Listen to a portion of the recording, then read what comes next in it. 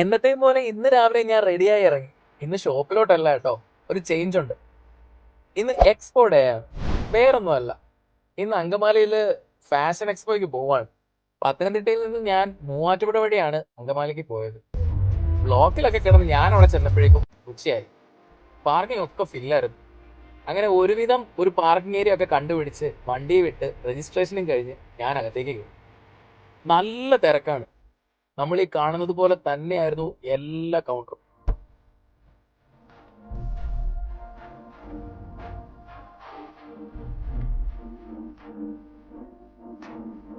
പിന്നെ ഒരു ചായയും കുടിച്ച് ഞാൻ അവിടെ നിന്ന് അങ്ങനെ പുതിയ കുറെ ആൾക്കാരെ പരിചയപ്പെട്ടു. പഴയ ആൾക്കാരുമായി സംസാരിച്ചു. അങ്ങനെ ബന്ധങ്ങളൊക്കെ ഒന്ന് പുതുക്കി ആ സന്തോഷത്തിൽ ഇങ്ങനെ യാത്രയാവുകയാണ് തിരിച്ച് പത്തനംതിട്ടയിലേക്ക്.